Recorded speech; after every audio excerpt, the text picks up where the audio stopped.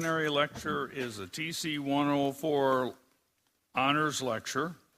It is a lecture named after Professor Andrew Schofield in recognition of his academic and scientific achievements, his impact on research and practice, and his mentoring, legacy, and influence within the physical modeling community. The Schofield Lecture honors the significant contributions of a geotechnical engineer from academia or industry to the field of physical modeling.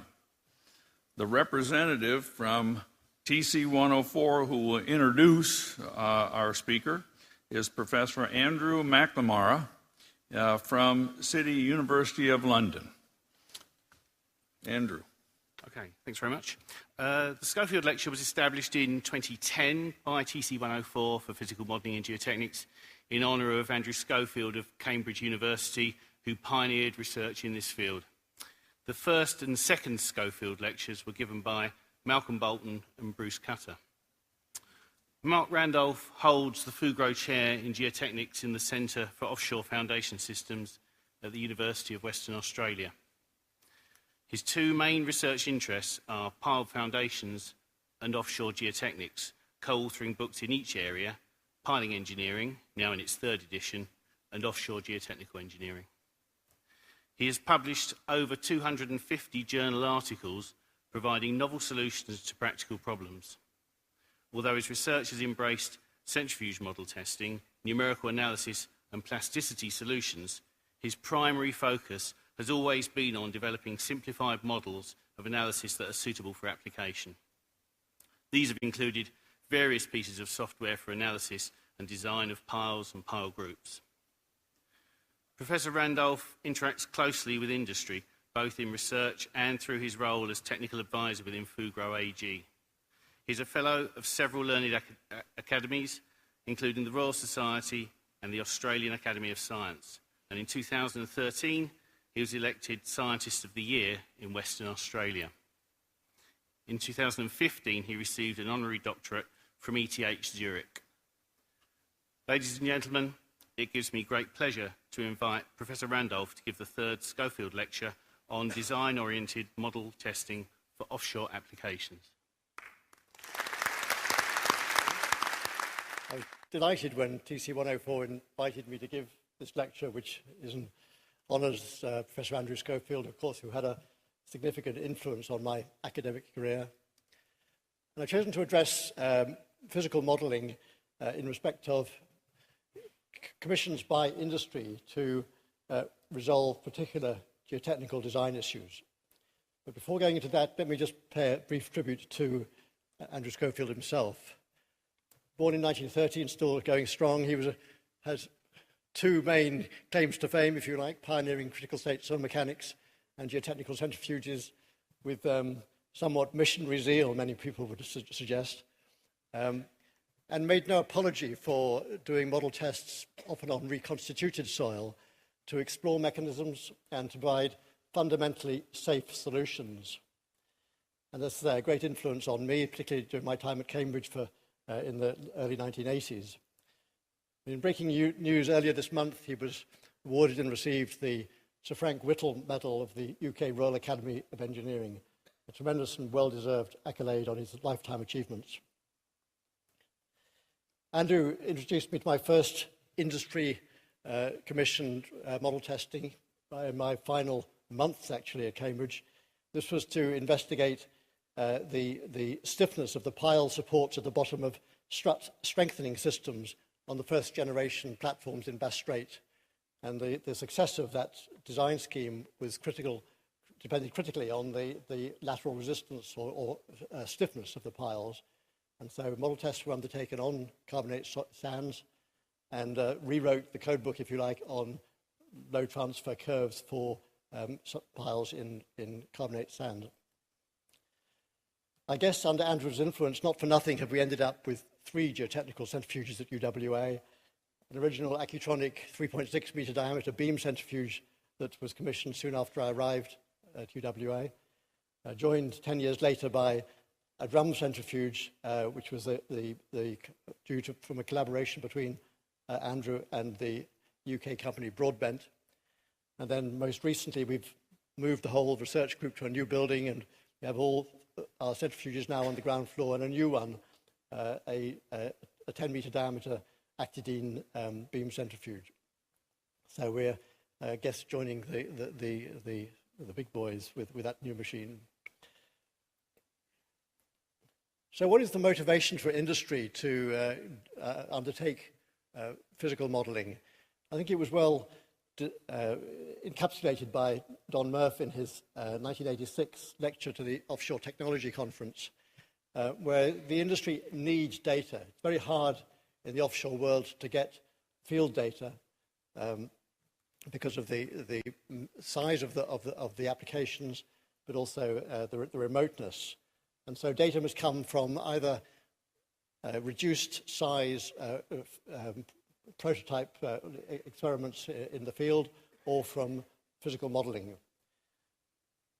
In particular, I want to address two reasons, if you like, for such testing. One of which is the validation of a design basis for novel applications or specific geotechnical conditions. The other is more direct site-specific derivation of design parameters for a particular application.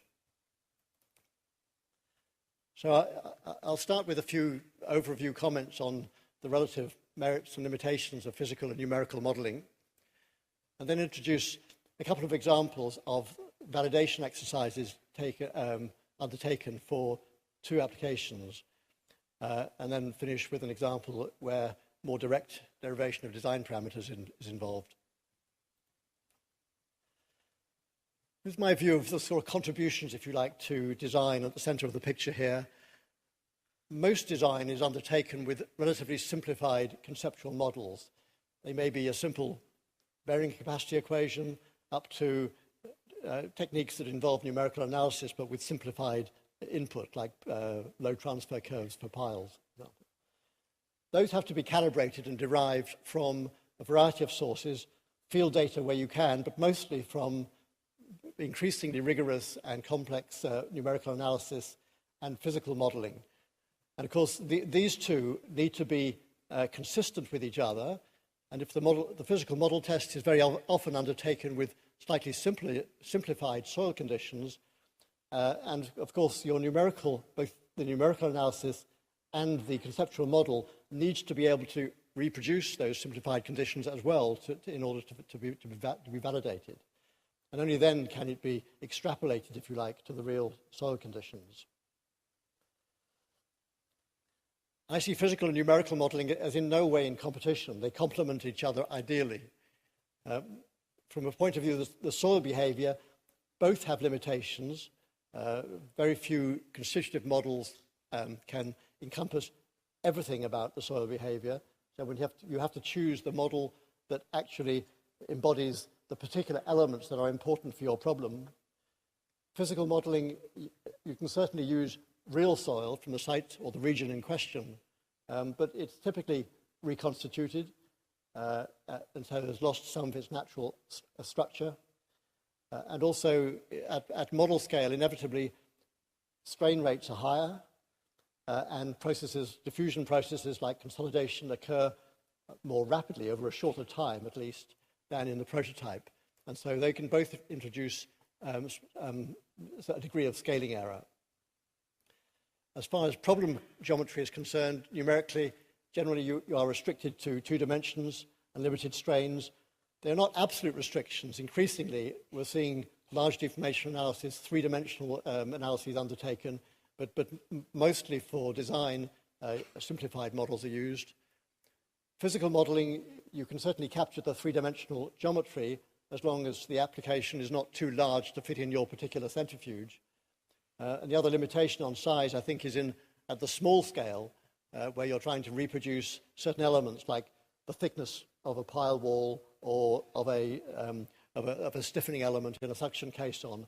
And it's quite difficult at a scale of maybe 1 to 100 to get precise capturing of those aspects.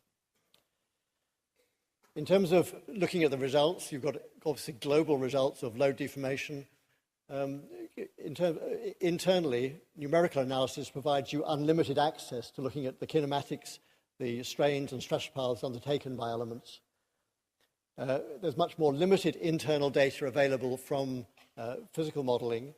But even there, I think PIV work, where you can do an experiment against a glass wall and take photographs of it, I think that's provided a quantum advance in the level to which we can understand what's happening within the soil. And it's nice to get very good consistency between the physical and the numerical modeling, in this case of a spud can penetrating soft soil. So turning to validation of design for particular applications, there are two main reasons why this has to be done. First of all, evolution of design codes. You need to be continually, hopefully, evolving your design codes and checking that each evolution remains consistent with real data. And secondly is, and particularly in the offshore world where new technology is introduced and needs to be, a design basis needs to be validated. So the sources of validation, as I've talked about already, physical and numerical modeling are prime movers in that. I think there's been a rather nice study published originally at the Offshore Technology Conference in 2009, but also recently in last week's SUT conference in London, to do with load transfer curves for the lateral response of piles in clay. Again, using this, both aspects, physical and numerical modeling, to improve design rules. I'm going to refer to two more recent studies, one on so-called suction-embedded plate anchors, and the other on hybrid skirted foundations. So this is the suction-embedded plate anchor. It's a plate anchor which is pushed into the ground by a mandrel, in this case a suction caisson. So here it is being slotted into the bottom of the caisson. The caisson is then inverted vertically, and the anchor is pushed into the seabed. So this particular study, which was orchestrated by ExxonMobil, involves a combination of analytical work, physical and numerical modeling, and particularly targeting the loss of embedment as the anchor is first loaded and it keys or rotates until it's approximately normal to the loading line, and also looking at the performance on sustained and cyclic loading. Here's a more detailed picture with the sapler here. The main plate has a shank which is attached to the mooring line, and then above the plate there's a hinged flap which was implemented in order to help reduce the amount of loss of embedment during keying. Actually, both physical and numerical modeling have shown extremely consistently that it was a misdesign, and the keying flap is completely ineffective in the way it was configured. It needs to be hinged the other way around, but I'm not going to talk more about that. But here we have a faithfully reproduced physical model of the anchor at a scale of 1 in 100 that captures all the key parts, including the hinged flap. It's one of my favorite videos that shows rather nicely the response of an anchor. Here's the anchor. It's a side view. You're looking through a glass window, and it's going to be pulled by a cable that runs up here. And so as you see, if you look at you can see very well the failure mechanisms that occur in the soil as the anchor is rotated and keyed into position. So we might just stop it there, and you can see now the failure envelope has expanded, or the kinematic envelope has expanded to this region. And we can do the same rather much less dramatically in some ways, where numerically these are now large deformation, three-dimensional analyses that we can actually rotate the anchor and pull it all the way out. And again, we can show consistency of those two mechanisms. But I think to have one without the other, you don't have quite the same confidence, but to have both together, you can see how that you've captured the main aspects of the problem. So the outcome of the study can be expressed in a relatively simple form. Of course, it took a lot of work to get there. The ultimate capacity can be expressed in terms of an operational bearing factor times the shear strength at the level to which the anchor is first installed, at this level here, times the area of the plate. But the operative bearing factor is derived from a combination of factors, one of which is the theoretical plastic limit analysis solution for a plate of about 14, depends slightly on the roughness of the plate. The other three correction factors are to do with the loss of embedment, about a 14% reduction in depth And because of the strength profile, that's a reduction in the shear strength, the local shear strength. The effect of soil softening, most marine sediments have sensitivities in the 3 to 5 range, sometimes larger. And as you pull the anchor steadily through the soil, that leads to progressive failure and a reduction in bearing factor. That's quite a significant effect. And the other of which is the cane toad of the anchor flap, which actually reduces the capacity a little because of the eccentricity of the loading. The anchor does not go to normal to the pulling force, it goes to a slight angle and partly slides through the soil. Under sustained and cyclic loading, there are two events that take place. The left-hand diagram shows that if you maintain a sustained load at different proportions of the failure load and allow time to consolidate, you then, when you pull the anchor and fail it, you get increasing capacity as a function of time and as a function of the level of the preloading. So with a high level of preload, when you've got full consolidation, so a U of 100%, you can almost double the capacity. But there's a cliff. And if you try to apply too high a sustained load to start with, instead of consolidating, the anchor pulls out. Effectively, you get if you like, reduced strain levels and creep failure occurring before consolidation can take place. And much the same thing happened under cyclic loading, which of course combines sustained and cycles of load, where if you try to cycle up to peak loads more than about 75% of the capacity, after a little while, you start getting creep or ratcheting movements, and eventually the anchor pulls out. So if we think of a final design bearing factor, you have to take into account this combined effect of sustained and cyclic loading, and that gives you a final bearing factor of about 7 to 7.5. So this number is about half the original plastic limit solution of 14. So the other example I want to show is to do with subsea foundations. Most deepwater offshore fields have a variety of infrastructure with small foundation units of different size, going from the largest, which tend to be manifolds that collect the hydrocarbon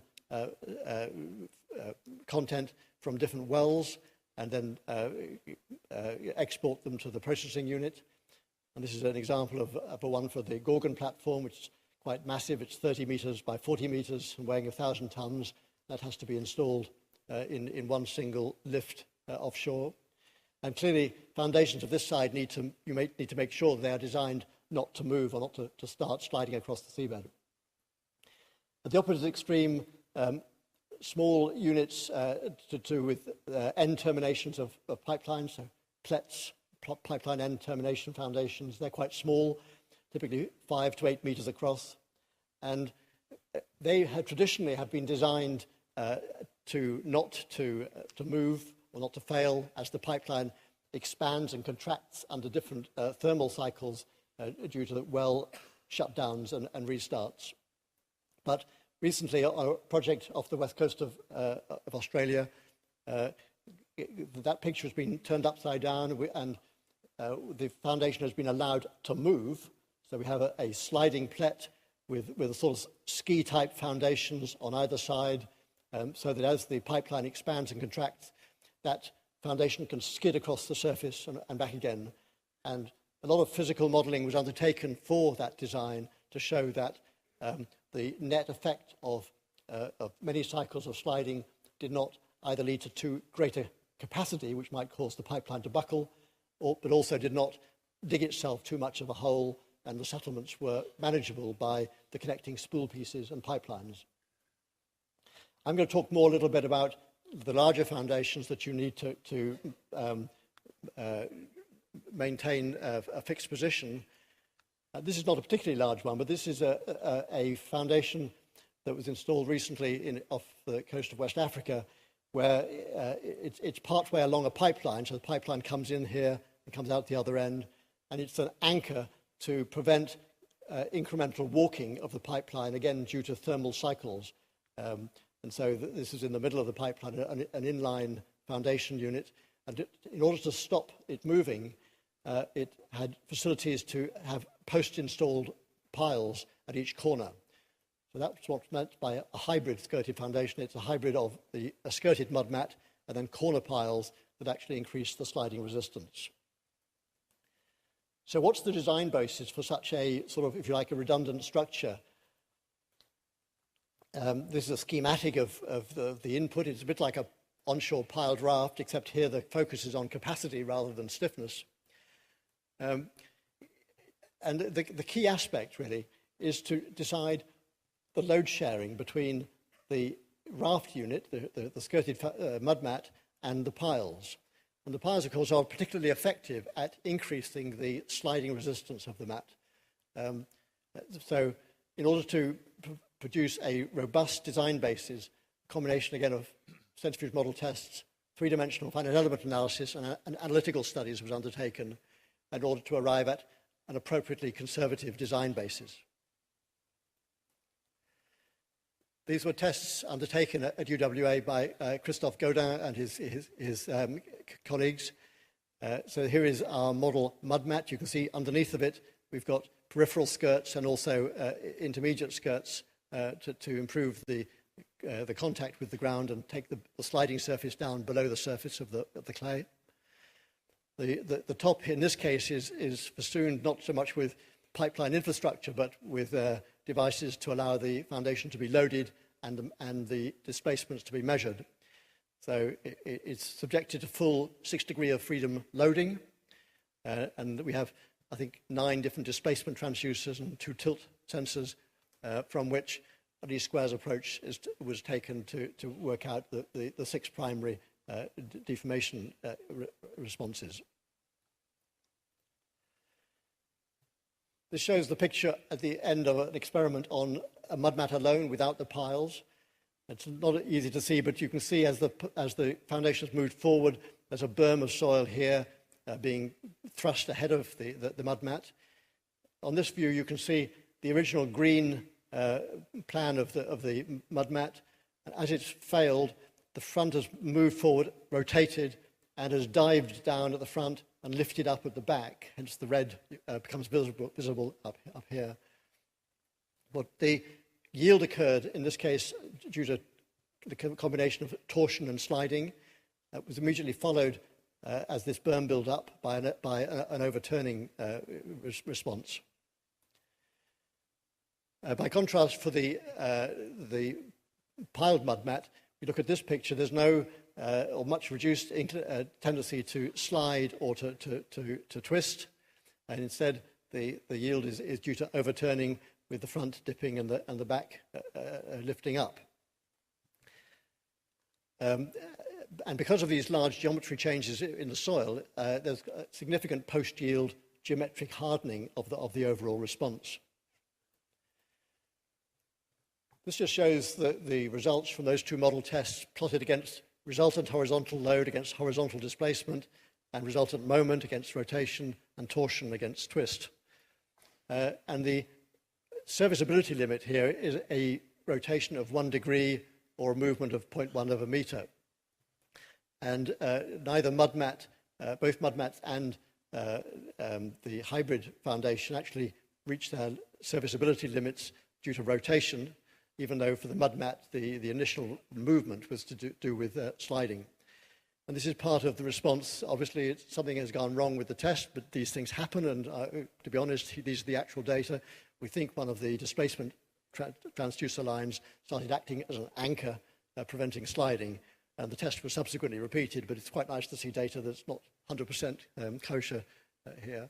But the key thing is that the hybrid foundation capacity is a factor of 3 or 4 greater than for the mud mat alone.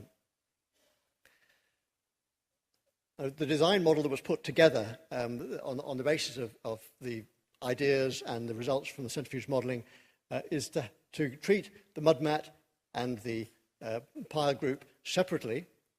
They both got their if you like, capacity envelopes, in this case plotted against the resultant moment against the resultant horizontal load. And the key is to optimize the design by adjusting the ratios of the load taken by the piles under vertical load, horizontal and sliding load, and under rotational load. And the little software, which is just a spreadsheet system, makes use of a lot of other published work and analytical treatment, and then does the optimization. And the trick, of course, is to make sure that your failure point lies on a part of the curve with the same gradient here as for the mud mat as for the pile group, because if the gradients are differ, then there's a better solution out there somewhere. And this approach got extremely good agreement with the finite element solutions. Here are the finite element solutions just for the hybrid mud mat. These are our centrifuge studies in blue, and these are the FE studies and the analytical solution for each of the loads. You may think, well, that's not a very good fit. We've underpredicted the model test data quite significantly. Well, that is true, and I'm sure there will be advances in the future to correct that, but at least it's conservative, and we understand why there was a reduced capacity, and that is partly because in the model testing, it's very hard to do any operation without taking 5 minutes or 10 minutes or even half an hour. For example, installing the piles has to be done in flight and takes a finite time. And during that time, there's a certain amount of consolidation that occurs in the soil around the mud mat.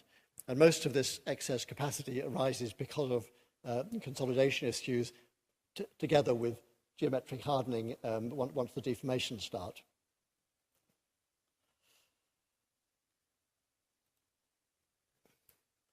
And this is not just if you like, a university modeling exercise or even an industry pipe dream. This is now reality. I'll just show a short video of, if you look at the central box here, this is the one corner of the mud mat, and this is the pile approaching it.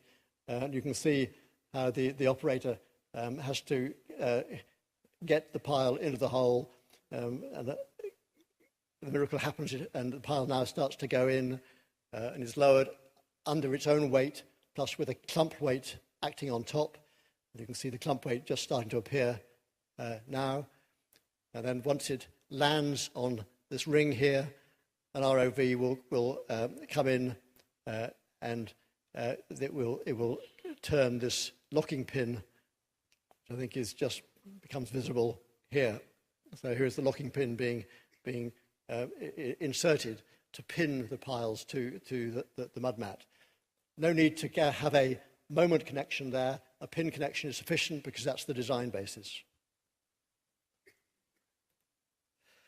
There's the final picture. Well, it's an artist's impression of the picture, but there it is in place with the pipeline running through the middle of it. So some of the lessons drawn from those two exercises. Do we use real soil or the ersatz ubiquitous kaolin that we all use for physical modeling? I think there's a natural inclination towards soil from the field, but even there, reconstitution tends to give a rather lower yield strength ratio, or yield stress ratio, and also strength ratio compared with the in situ soil. And it would be nice if we can actually just dial up some magic formula to recreate, other than geological time, to recreate the exact stress conditions. Although I think with a little bit of patience we can probably do that. You don't have to wait that long, maybe a few weeks between sample preparation and testing rather than a few years. Scaling effects. There are inevitably, you're juggling velocity as a function of the size of the foundation. The ratio of V to B gives you a strain rate, and our strain rates in model tests are higher than in the field application. But if you lower V too much, then you end up with a diffusion event taking over, which are controlled by the product of velocity and displacement, and dimension rather. And so you're juggling this V upon V and VB over CV in order to not have too high strain rates, but also not to allow consolidation. That's particularly important for cyclic loading, where your cumulative time, n cycles over times of the period, will allow consolidation in your model test that might not be there in the physical, in the real application. In numerical modeling, you can get away with some quite simple soil models. You can still modeling softening in a very simple way. These days, just done with a script in say, programs like Abacus. You can also model strain rate with log power or other laws, which is okay for strain rates differing by maybe 2 decades, but not if by factors of 10 to the 4, 10 to the 5. I think more sophisticated videoplastic models would be excellent, but they struggle with large deformations because of the need to interpolate and transfer the data from one analysis to the next. And I think very few constitutive models really cope well with the full remolding, reconsolidation sequences of actual soil. So the other application I just want to talk about briefly is that of steel catenary risers, which are where you're using the model test to derive design parameters rather more directly. There are two issues that I'll touch on, one of which is trenching and the other is fatigue. And they both occur in what we call the touchdown zone, where the riser pipeline first touches the seabed and is subjected to motions as the wave-induced motions as the floater moves backwards and forwards. The pipeline is lifted up and down on the seabed. So these two aspects, in design practice to look at the fatigue, the seabed is almost universally modeled as a linear spring response with homogeneous springs extending along the pipeline. There's quite a strong dependence of the fatigue on the stiffness chosen to model those, to encapsulate those springs. And so extensive modeling testing has been done to evaluate real nonlinear seabed response and perhaps come up with a choice of an equivalent stiffness. The other aspect is trench formation. I'm not going to talk very much about this, but how does that affect fatigue damage? And what about potential overstressing of the riser from out-of-plane motions, so laterally, once a trench has been formed? And they do form. These are pictures from the Gulf of Mexico, part of Chris Bridges' PhD thesis. And you can see in this particular application, a 300 millimeter diameter pipe has carved itself a trench of between 2 and 3 diameters, and in some cases up to 5 diameters. Although these are normally consolidated clay conditions, you can see a very steep, vertically sided trench here. And if the riser is now subjected to a lateral motion from a change in weather direction, it's going to collide with the side of the trench and may overstress it. On the fatigue side, what stiffness does capture the soil response? This is just an element, a bit of pipe penetrating the soil and then being cyclically loaded. Is it the original rather low secant stiffness of penetration? Is it your initial unload reload stiffness shown here? Or after many cycles where we get increased settlement, is it this final post-consolidation, cyclically hardened stiffness that you should be choosing? Well, a lot of physical modeling has been undertaken in this field. These are one of the first and largest scale. These were harbour tests conducted at Watchet Harbour in the UK, part of a joint industry project. So this is a 170 millimeter diameter pipe, 110 meters long, that was lifted up and down from a rig on the seawall. This is Chris Bridge himself taking some measurements during the field testing. There's obviously a limited number of experiments you can do at that scale, but many more experiments have been undertaken in the Norwegian Geotechnical Institute in their rectangular tubs of clay, which have been lightly consolidated to an appropriate strength profile, and they have quite a significant size model element, anywhere between 150 and 220 millimeters, about 4 diameters long, and that can be cyclically perturbed either vertically, horizontally, or a combination of both to look at the stiffness response. Even smaller scale tests have been undertaken both at 1G, data reported in 2008. This is a little pipe element in a tub of clay. And this is a similar small element, but now under a centrifuge gravity. And so you can see now the trench being formed due to various perturbations. In terms of stiffness, well, how do we quantify the stiffness? Stiffness is the ratio of the change in load per unit length divided by displacement. So that has units of modulus. And we can normalize that modulus relative to the load per unit length divided by diameter, so like an equivalent pressure. So we have the original largest load applied, and then we unload and reload, and so we normalize the stiffness by the maximum net or nominal bearing pressure.